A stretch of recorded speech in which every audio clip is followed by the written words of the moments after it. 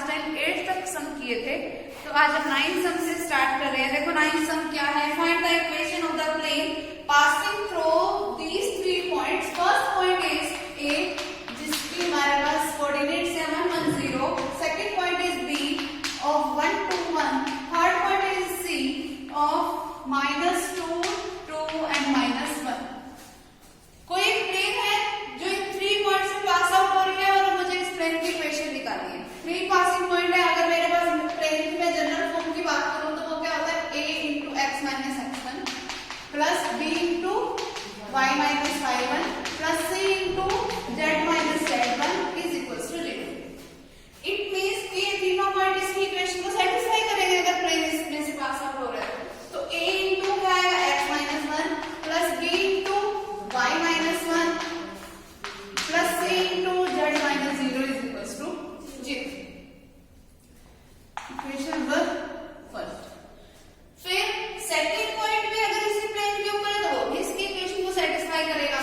तो a into 1 minus 1 plus b into 2 minus 1 plus c into 1 minus 0 is equals to 0। 1 minus 1 0, 0 into a 0, फिर plus का b, फिर plus का c is equals to 0। Equation number second. उसके बाद देखो third point भी इसी प्लेन की इक्वेशन को सेटिस्फाई करेगा। अगर थर्ड पॉइंट को मैं इस फर्स्ट इक्वेशन में पुट करूं तो क्या बनेगा, a into -2 -1 plus b into 2 -1 plus c into -1 -0 is equals to 0। क्या बन गया, ये माइनस का 3a प्लस का b माइनस का c is equals to 0। Equation number third. अब सेकंड और थर्ड इक्वेशन को हम यूजिंग क्रॉस मल्टीप्लिकेशन सॉल्व करेंगे। abc की वैल्यू आ जाएगी in terms of something k, तो वो जो वैल्यू आएगी उसको हम यहाँ पे पुट कर देंगे, मेरे पास प्लेन की इक्वेशन बन जाएगी। तो पहली चीज उसने मुझे ये पूछी है, ठीक है। उसके बाद उसने हमसे पूछा है hence find the distance। hence का मतलब कि जो मैंने ये निकाला उसकी हेल्प लेके, यहां से मैंने निकाली क्या होगी, प्लेन की इक्वेशन, उसी की हेल्प लेके ही find the distance between the plane and the line. अब मुझे जो यहाँ से प्लेन मिलेगा और जो लाइन है उसके बीच का डिस्टेंस निकालना है। लाइन कौन सी है, x minus 6/3 y minus 3/-1 z plus 2 divide by 1। अब देखो इस लाइन का एक पासिंग पॉइंट मुझे पता है 6 3 एंड -2, तो 6 3 और -2 से मैं इस प्लेन का डिस्टेंस निकाल सकती हूँ। हमारे पास फॉर्मूला है हमारे पास डिस्टेंस का, वो क्या होता है a vector dot n vector minus q divided by magnitude of n। ठीक है, समझ आ जाएगा, हो जाएगा ना।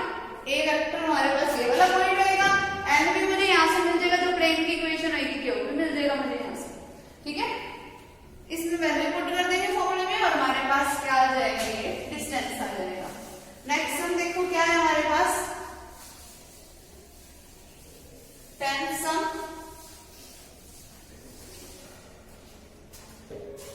Find the equation of the plane pass through the line and parallel to this line and hence find the shortest distance between these lines.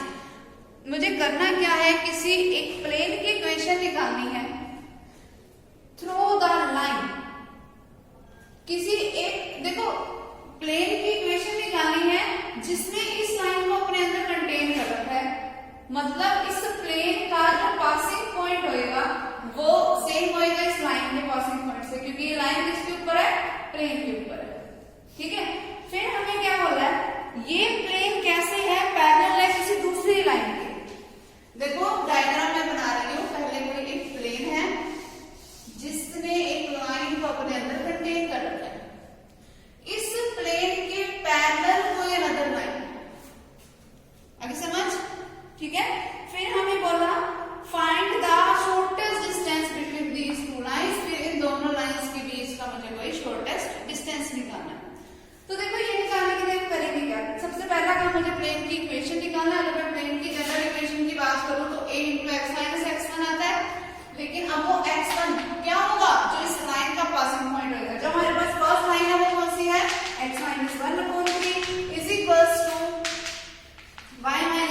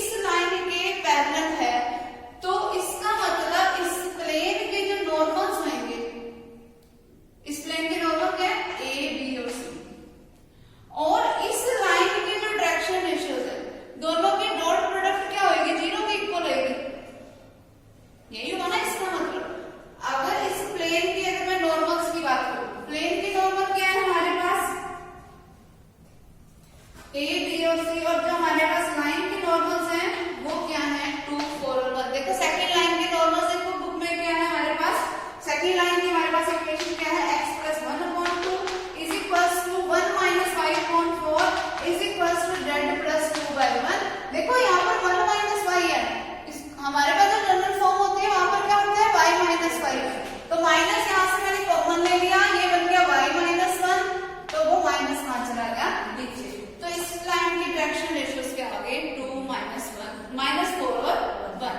इसका मतलब a b c की डॉट प्रोडक्ट इसके साथ मेरे पास किसके इक्वल हो जाएगी, 0 के। तो क्या बनेगा 2a माइनस 4b प्लस का c इज इक्वल्स टू 0।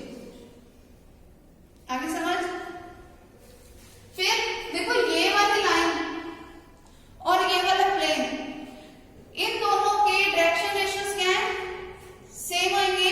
क्यों, क्योंकि ये लाइन किसके ऊपर है, प्लेन के ऊपर। इसका मतलब मैं ये भी बोल सकती हूँ कि इनके जो a b और c की जो वैल्यू है वो क्या हो जाएगी, 3 2 और -2। ठीक है, तो मैं यहाँ पर ये पुट कर सकती हूँ कि a की वैल्यू मेरे पास होगी किसी 3k के इक्वल, b की वैल्यू होगी किसी 2k के इक्वल, c की वैल्यू होगी किसी -2k के इक्वल। यहाँ पर इन वैल्यूज को पुट करो, मेरे पास क्या आ जाएगी, किसी प्लेन की इक्वेशन। पहली चीज इसने मुझे यही पूछी है कि इस प्लेन की इक्वेशन बताओ, तो यहाँ से मेरे पास प्लेन की इक्वेशन आ जाएगी। 3k पुट करेंगे हम, यहाँ पर 2k पुट करेंगे और c की जगह पे क्या पुट करेंगे हम, माइनस का 2k। ठीक है, फिर उसके बाद उसने मुझसे पूछा कि ना इनकी इन दोनों लाइनों के बीच का शॉर्टेस्ट डिस्टेंस निकालना है। अगर मुझे इन दोनों लाइनों के बीच का शॉर्टेस्ट डिस्टेंस निकालना है तो लाइन किसके ऊपर है, इस प्लेन के ऊपर है। अब देखो इस लाइन का कोई सेकंड वाली लाइन का कोई पासिंग पॉइंट क्या है, -1 1 और -2। अगर मैं -1 1 और -2 का ये जो मेरे पास प्लेन की इक्वेशन बनी है उससे मुझे डिस्टेंस निकालना हो, तरीका मुझे पता है, magnitude of a vector dot n vector minus q divided by magnitude of n vector. ठीक है, बस फॉर्मूला में वैल्यूज पुट करनी है मुझे। आगे समझ। ठीक है, नेक्स्ट देखो 11th sum, find the equation of the plane containing these lines।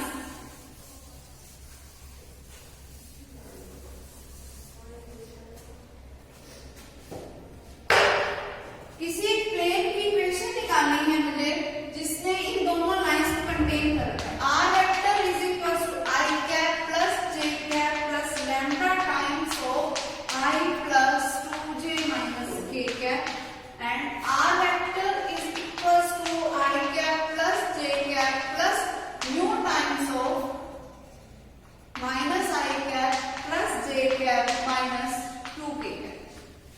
किसी प्लेन की मुझे इक्वेशन निकालनी है जिसने इन दोनों लाइनों को कंटेन कर रखा हो। ठीक है, फिर और मुझे क्या बोल रखा है, find the distance of this plane from the origin and also from the point 1 1 and 1। तो पहले मैं प्लेन की इक्वेशन निकालूं, फिर मुझे किसी एक पॉइंट से तो डिस्टेंस निकालना आता ही है। ठीक है, तो अगर प्लेन में देखो ये प्लेन है, अब ये चीज देखो, अगर ये हमारे पास कोई एक प्लेन है, इस प्लेन के ऊपर कोई ये 2 लाइनें हैं। ठीक है, अब एक लाइन है हमारे पास ये और एक लाइन है हमारे पास ये, दोनों का पासिंग पॉइंट सेम है। मतलब ये वाला पॉइंट जो है वो मेरे पास जो प्लेन की जो जनरल इक्वेशन होगी उसको सेटिस्फाई करेगा।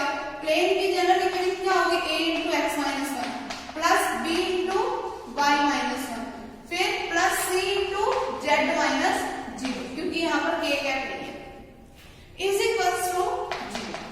ये बन गया, ये मेरे पास प्लेन की जनरल इक्वेशन होगी, इक्वेशन नंबर मैंने फर्स्ट नाम दे दिया। ठीक है, अब इस लाइन के फर्स्ट लाइन के मेरे पास डायरेक्शन रेशियोज क्या है, 1 2 और -1। सेकंड लाइन के जो डायरेक्शन रेशियोज है वो क्या है, -1 1 और -2। अब इस प्लेन के ऊपर कोई ना कोई नॉर्मल होगा। अब जो इस प्लेन के ऊपर नॉर्मल है वो इस लाइन के ऊपर भी नॉर्मल है। ये सेम देखो, इसी प्लेन के ऊपर ये दूसरी लाइन भी है, इसका मतलब ये नॉर्मल जो है वो इस लाइन के ऊपर भी होगा। इसका मतलब इस लाइन के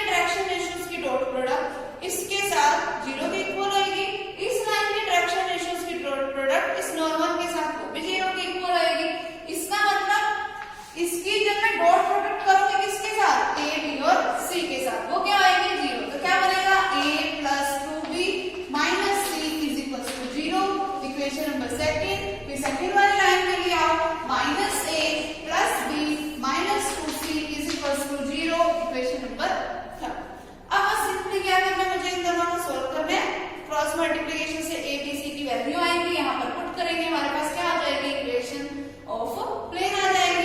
फिर मुझे जो इक्वेशन ऑफ प्लेन आएगी उसका मुझे किसी पॉइंट 0 0 0 से डिस्टेंस निकालना है, यानी कि ए वेक्टर का काम तो ये करेगा। फिर मुझे किस पॉइंट से डिस्टेंस निकालना था, 1 1 1 से, यानी कि नेक्स्ट टाइम मेरे पास ए वेक्टर का काम ये पॉइंट करेगा। बस समझ आ गई बात। अगला देखो, find the vector equation of the plane through the point 2i cap minus j cap minus 4k cap, यानी कि उस प्लेन का मुझे एक पासिंग पॉइंट दे रखा है और मुझे किसी प्लेन की कोई वेक्टर फॉर्म निकालनी है। पहले यहाँ से जो हमारे पास फॉर्म निकलती है वो कौन सी फॉर्म निकलती है, कार्टेशियन फॉर्म निकलती है, और हमें उसको वेक्टर फॉर्म में कन्वर्ट करना आता है किसी भी कार्टेशियन फॉर्म को, ठीक है। और ये जो जिस प्लेन की मुझे इक्वेशन निकालनी है वो प्लेन पैरेलल है किसी अनदर प्लेन। तो पहले तो मैं इसके डायग्राम को समझ लूं। देखो, मुझे किसी प्लेन की इक्वेशन निकालनी है तो पहले मैंने एक प्लेन ड्रॉ कर दिया, ठीक है। अब इस प्लेन का कोई पासिंग पॉइंट है, ये पॉइंट है जिस जो क्या है 2i cap minus j cap minus 4k cap, ठीक है। फिर इस प्लेन के पैरेलल कोई अदर प्लेन है, ये वाला प्लेन, जिसकी मेरे पास जो इक्वेशन है वो क्या है, r vector dot 4i cap minus 12j cap minus 3k cap minus 7 is equals to 0, ठीक है। इसका मतलब इस प्लेन का नॉर्मल ये, ठीक है। अब एक चीज ध्यान से बिल्कुल समझने की कोशिश करना, अगर ये दोनों प्लेन एक दूसरे के पैरेलल हैं, ठीक है, तो इसके ऊपर कुछ नॉर्मल ऐसे आएगा, ये प्लेन इसके ऊपर का भी नॉर्मल कुछ ऐसे होएगा। इसका मतलब दोनों के नॉर्मल एक दूसरे के पैरेलल हो गए, इसका मतलब दोनों की नॉर्मल्स की डायरेक्शन रेशियो सेम होंगे। तो जो इस प्लेन के लिए नॉर्मल का काम कर रहा है वो इस प्लेन के लिए भी नॉर्मल का काम करेगा। अब इस प्लेन का एक पासिंग पॉइंट मुझे पता है, नॉर्मल मुझे पैरेलल होने की वजह से पता चल गया, तो मैं मुझे प्लेन की इक्वेशन निकालनी आती है। फिर क्या कैसे निकालते हैं, r vector minus a vector dot n vector is equals to 0। समझ आ गई बात। तो वो मेरे पास क्या बनेगा, r वेक्टर माइनस में a वेक्टर मेरे पास ये बनेगा, ठीक है। 2i cap minus j cap minus 4k cap, ठीक है। और इसकी मुझे डॉट प्रोडक्ट करवानी है n वेक्टर के साथ। n वेक्टर क्या है मेरे पास, 4i cap minus 12j cap minus 3k cap is equals to 0। आगे समझ। अब मुझे डॉट प्रोडक्ट करवानी है, डॉट प्रोडक्ट कैसे होगी, r vector dot 4i cap minus 12j cap minus 3k cap. पहले मैं r वेक्टर के साथ डॉट प्रोडक्ट करवाऊंगी, माइनस में फिर इन दोनों वेक्टर्स की डॉट प्रोडक्ट होगी। जब इन दोनों की डॉट प्रोडक्ट होगी तो डॉट प्रोडक्ट में क्या होता है, i कैप के साथ 2 into 4 8, ठीक है। फिर minus 1 into minus 12 plus 12 minus 4 into minus 3 plus 12 is equals to 0। आगे समझ। क्या बन गया ये, r vector dot 4i cap minus 12j cap minus 3k cap हो गया। फिर माइनस में ये सारा कुछ आएगा, माइनस में मतलब क्या हो गया 32, तो जो उधर जाके क्या हो गया प्लस। ये मेरे पास क्या हो गई, इक्वेशन ऑफ द प्लेन आ गई। उसने मुझे वेक्टर फॉर्म बोलनी थी ना, इसीलिए मैंने इसको वेक्टर फॉर्म रहने दी। अगर उसने कार्टेशियन फॉर्म बोलनी होती तो मैं r वेक्टर को भी क्या लिख देती, xi cap plus yj cap plus zk cap. समझ आ गई बात। ये वेक्टर फॉर्म निकल गई। उसके बाद देखो क्या बोला इसमें,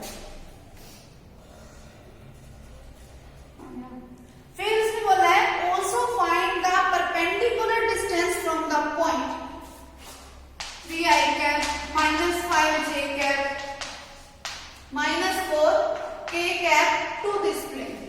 अब मुझे इस पॉइंट से इस प्लेन का कितना परपेंडिकुलर डिस्टेंस है वो निकालना है। तो मतलब a वेक्टर मेरे पास ये है, n वेक्टर मेरे पास ये है, क्यों मेरे पास ये है, सिर्फ फॉर्मूले में वैल्यू पुट करनी है, डिस्टेंस आ जाएगा। ठीक है। फिर उसके बाद हमें क्या बोला है, फिर show that this point is on the opposite side of the origin. करना क्या, जब यहां से डिस्टेंस निकालोगे ना, आपको वैसे जब डिस्टेंस का फॉर्मूला लगाते हैं तब आपको लिखते हैं mod of A vector dot N vector minus Q divided by में मैग्नीट्यूड ऑफ एन वेक्टर। ये फॉर्मूला लगाते हैं हम डिस्टेंस निकालने का, ठीक है। तो ये ध्यान रखना कि जब इसमें तुम डिस्टेंस का फॉर्मूला लगा रहे हो कि अंदर ये जो मोड के अंदर ये जो क्वांटिटी बनी है ना, वो पॉजिटिव बन रही है या नेगेटिव बन रही है, ठीक है। मान लो इसके अंदर तो बन रही क्वांटिटी पॉजिटिव, ठीक है। मुझे नहीं पता क्या बनेगी, मैंने वैसे मान लिया जनरली कि पॉजिटिव बनेगी। फिर तुम डिस्टेंस निकाला, क्योंकि उसने मुझे एक और चीज शो करने को बोला है कि ना अगर मैं इसी प्लेन का ओरिजिन से डिस्टेंस निकालू ना, तो वो इस वाले प्लेन के डिस्टेंस से अपोजिट साइड पे, अपोजिट साइड से कब होगा कि जब अंदर बनने वाली क्वांटिटी अपोजिट साइड की होगी, ठीक है। क्योंकि मुझे फिर डिस्टेंस को पॉजिटिव बनाना पड़ा क्योंकि वो नेगेटिव डायरेक्शन में बन रहा था, ठीक है।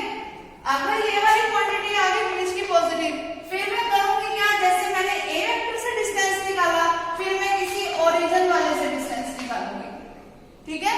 फिर मान लो कि अगर क्वांटिटी बीच वाली नेगेटिव आ गई, अगर बीच वाली क्वांटिटी जब नेगेटिव आ गई तब मैं क्या बोल दूंगी कि हाँ ये अपोजिट साइड पे थे।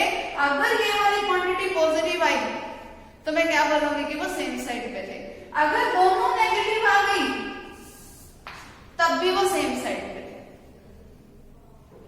आगे समझ, अपोजिट में सिर्फ तब होंगे जब उनके साइन डिफरेंट डिफरेंट होंगे, क्लियर। ये चेक करना है सिर्फ। और मैं ये बताऊंगी स्पेशली कि जब मैंने इस पॉइंट से डिस्टेंस लिया तब A vector dot N vector minus में क्यू इज पॉजिटिव, जब मैंने इस वाले से डिस्टेंस लिया तब ये नेगेटिव है। स्पेशल बताना है तो इसीलिए दोनों क्या आते हैं अपोजिट साइड से, सिर्फ ये चेक करना है, कुछ नहीं। आगे समझ। नेक्स्ट हम देखो